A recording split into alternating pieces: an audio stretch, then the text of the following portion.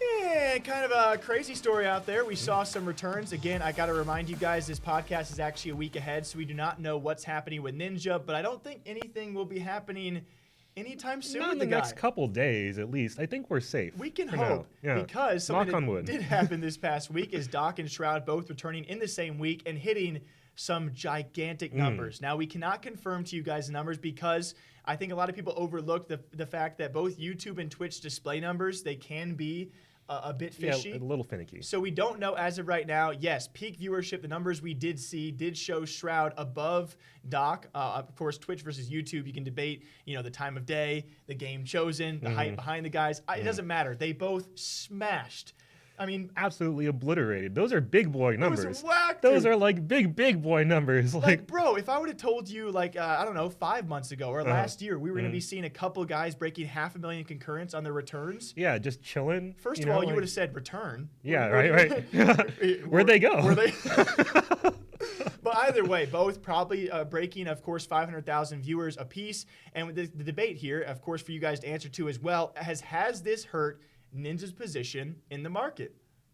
You know what? And I think that's a very fair question. And I think the answer right now is no, because the market doesn't know yet. That's a fair point. The market itself, like the people who are making these deals, who are signing people to huge sponsorship arrangements. Pardon me. Oh, excuse you. Yeah. Little, hiccup in the throat. But we've been talking about this a lot in the office lately, actually, that people are acting like Ninja has still been pulling the same numbers that he was a couple years ago, when he's still doing amazingly. Yes. He's still doing phenomenally. He's still a top tier streamer, absolutely. But his numbers are not he's fallen way behind a lot of the other members of the top echelon of streaming. I totally agree, and maybe this is just me, but if I'm on Twitch or if I'm with YouTube, if I'm a guy like Fwiz, I think, outside looking in, if we're talking about traditional sports people, they might offer Ninja some big deals because they don't know exactly what a Twitch staff or a YouTube staff might. If I'm YouTube, I'm like, hey, for now we got Doc. We haven't even signed the guy. Right. And he's bringing in some streamers who might want to cross over to our platform because he shows the strength of the YouTube platform. If I'm Twitch, I'm like, hey, we lost Doc. We got Shroud and a bunch of other streamers who still want to stick to our platform. Do we need Ninja? The question is, if you're Twitch or YouTube right now and you look at Ninja, who is not even comparable in viewership to Shroud or Doc, do you ask yourself, do we need Ninja?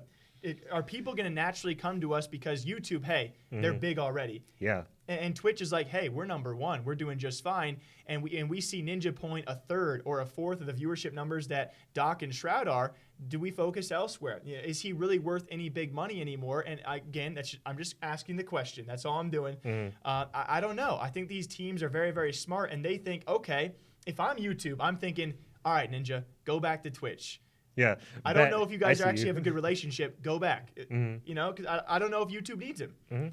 I think that's definitely fair, and I'm absolutely sure, or not absolutely, but I'm fairly confident that the immediate follow-up in these meetings, if Twitch staff asks, do we need Ninja? They go, hey, we're the number one platform. If he really wants to pull big numbers, he's gonna be here anyway, right? And they don't need to throw money at him because they don't really need to promote Twitch anymore.